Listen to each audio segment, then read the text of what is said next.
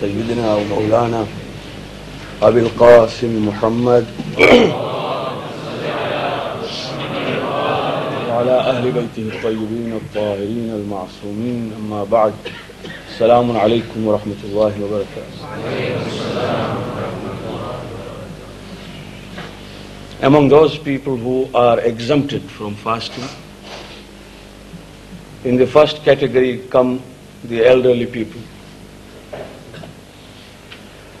And no age has been stipulated to say that when a person reaches this particular age, he will be exempted from fasting. But when age starts telling upon a person, in a sense that he feels it extremely difficult because of advanced age to fast, then this is the only category where the fasting is exempted and there is no qada. The elderly people who don't fast because of the advanced age, ash-shaykhu wa-shaykha, that is what Agha has written in his Risala. Ash-shaykhu wa-shaykha means an elderly man and an elderly woman. When he reaches that age where fasting becomes extremely difficult because of weakness and because of advanced age, then of course they don't fast and they don't have qada because they are in a state which continues till the life ends. But if there is a man or a woman who may, in our estimation, be quite advanced in age, but they can fast and have no problem, then they will fast. But if there is a problem, they are exempted. Similarly, now in the second category are those who suffer from a particular illness or disease which causes so much of thirst that it becomes unbearable and it is a question of life and death. These are the people who are called dhul atash, means they have that particular disease, their particular indisposition where they cannot bear or put up with thirst. Now, this is something very special. All of us become thirsty, but that is not the meaning of it. The meaning is when it becomes unbearable and the life and death question arises, then that person who will not fast is exempted. But if during his lifetime that particular situation is rectified and he recovers from that particular illness, there is a qada. The third one is, of course, a mother or a lady in advanced stage of pregnancy. Agha has particularly written in such pregnancies where the time of delivery is now near. If the mother feels that by fasting her own health or the health of the child she carries is put into problem, then she will not fast, but she will give qada after the month of Ramadan. And in the second case is the mother or the nursing mother who breastfeeds, and if by fasting the milk quality might deteriorate or quantity might deteriorate, then such a woman, such a mother, nursing mother, is also exempted from fasting, but she will give qada after the month of Ramadan. And in this, nursing mother, regardless of whether she is breastfeeding her own child or she may be breastfeeding other children, because there is a possibility that there is a mother who has milk, she has delivered, say, and she is also feeding another child.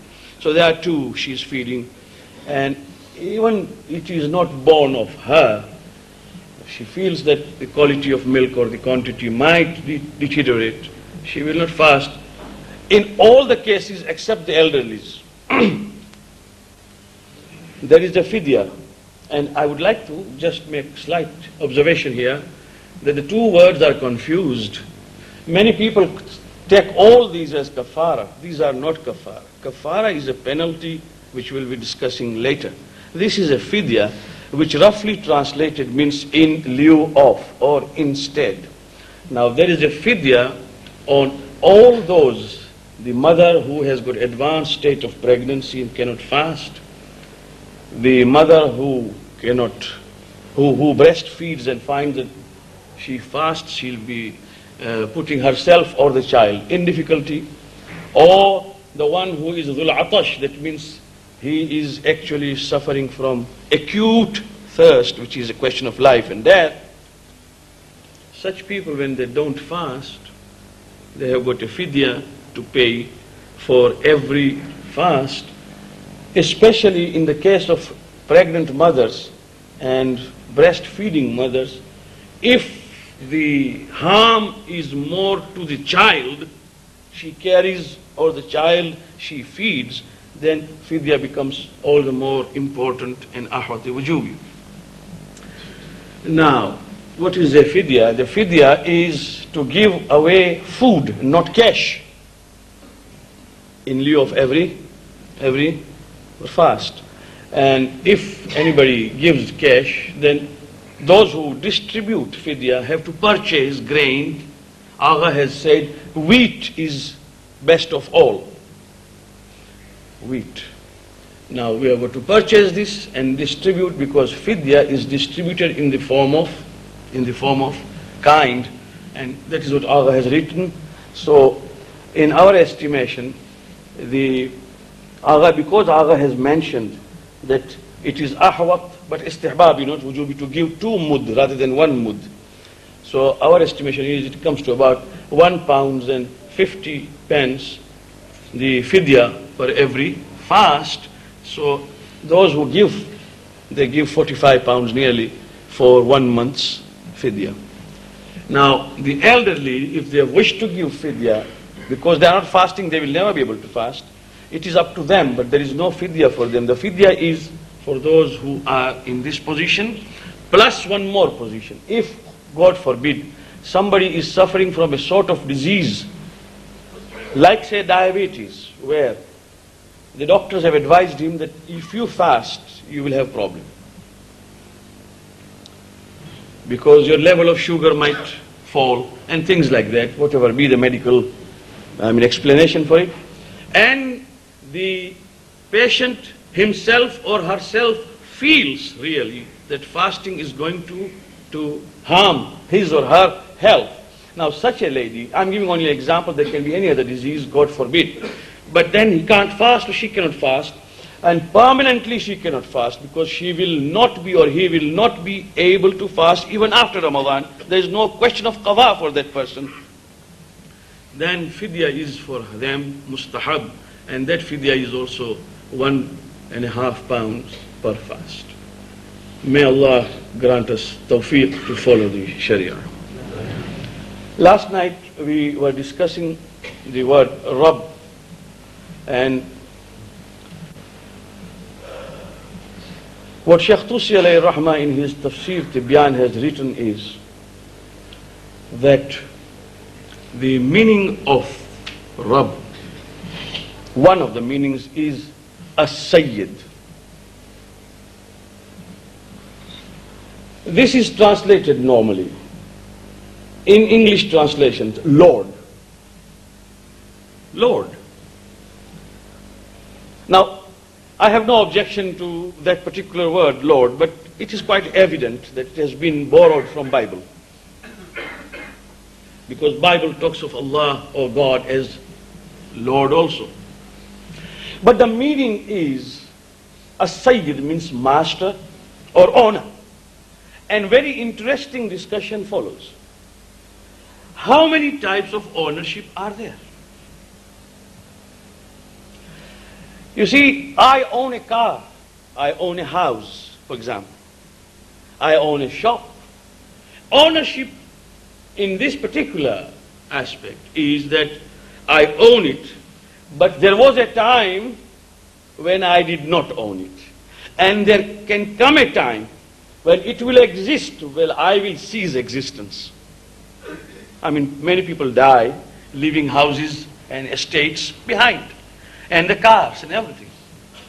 So, this ownership is incomplete. I say that I own it, but my existence does not necessarily mean the existence of the thing I own. Or, in other words, the existence of ownership or the owned things is not because of my existence directly. So, and it does not accept my order. The house can show a big crack, it will not refer to me. Should I crack? And the engine of my car can seize without giving me a warning. And if there is, God forbid, someone who loves my car very much and takes a screwdriver and just scratches it like that to show his love for my car, which happens sometimes in many parking places, if the car will not say, wait, let me ask my owner. So loss and even total loss of my owned things can be without reference to me. That is one type of ownership, which of course is milkiyatun i'tibariyah. It is ownership, but it is relative.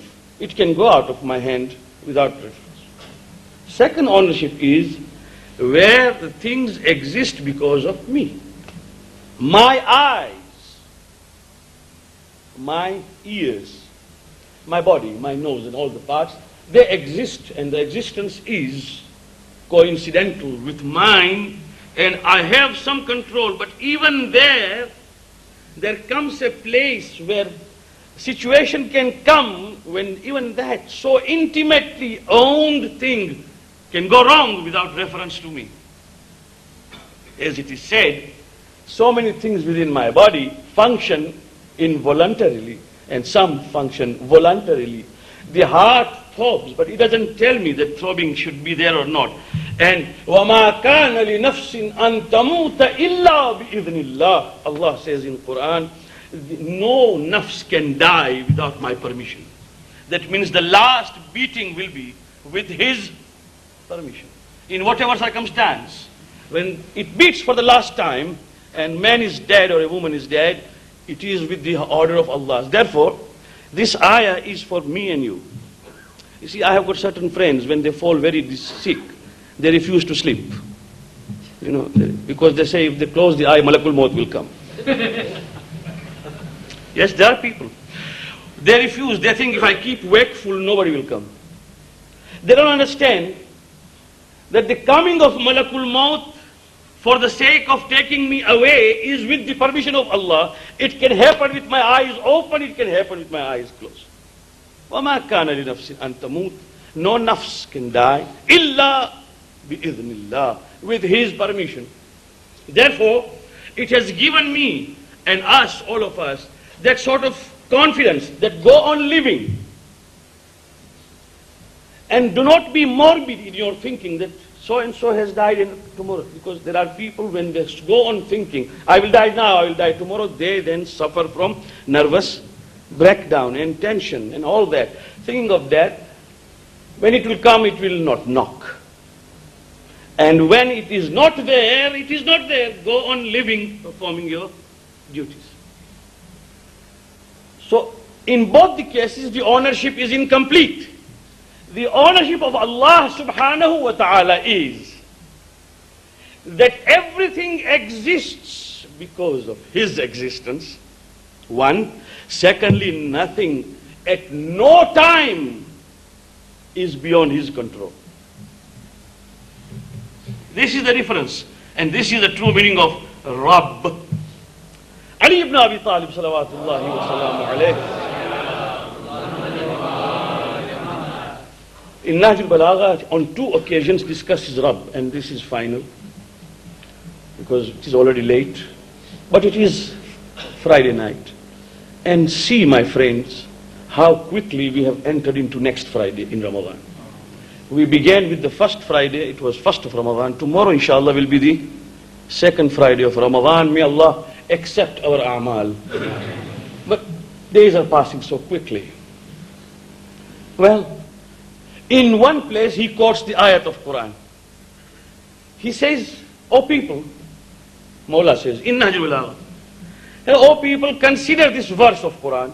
Allah says, Ya ayyuhal insan, ma gharraka bi rabbikal kareem, alladhi khalaqaka, fasawwaka, fa'adalak, wa fi ayyi suratin ma sha'a rakkabak. This is in Surah Infitar. This is where the ayah starts, the surah starts with وَإِذَا السَّمَاءُ انْفَطَرَتْ. It is either 7th or 8th ayah. And it says, O men, not for Muslims, all men, O men, مَا غَرَّكَ بِرَبِّكَ الْكَرِيمِ. The word used by Allah is Rabb. And remember, my friends, in Quran, wherever Rabb has been used, there is a special meaning behind it. What has seduced you? What has deceived you against your Rabb, the most honorable? What has deceived you? Who? Alladhi khalaqak. He is the one who created you. Wasawwaka, and made you in a fair proportion. Wa'adalak, and gave you a well-balanced bias. A well-balanced bias. A well-balanced aptitude. خَلَقَكَ فَسَوَّاكَ فَعَدَلَكَ وَفِي أَيِّ سُورَةٍ مَا شَاءَ رَكَّبَكَ, and made you composed of the form which he liked. That means of one parent you find 2 brothers, 3, 5, 7 sisters, every one of a different feature, of a different face, and of a different nature, born of one parent. It is he. فَبِأَيِّ سُورَةٍ مَا شَاءَ رَكَّبَكَ. When you know that he is there, Mawla says in Dua Kumail, Ya man biyadihi nasiyati. Nasiya is the forelock. When you catch someone by the forelock, he is under your control. That means when in English also, you have caught him by the forelock, means he is under your control. Ya man biyadihi nasiyati, O he in whose hands is my forelock. That means I am in his total control. And that is the meaning. And in the second place he says, and this is what I would like to end with, he says, O people, why don't you observe the small insects? He talks of the ants, he used the word namla, but I talk of insects. I have got a reason. وَانْظُرُوا إِلَى النَّمْلَةِ فِي صِغَرِ جُثَّتِهِ وَلَطَائِفِ هَيْئَتِهِ. Look at that small insect. Its very small stature, its very tender form. Look at it, observe. جَمَعَ فِي حَرِّهَا لِبَرْدِهَا. This is the creature who in the summer has already collected for the winter. وَفِي وِرْدِهَا لِصَدَرِهَا, and collects while she enters the hole for the exit.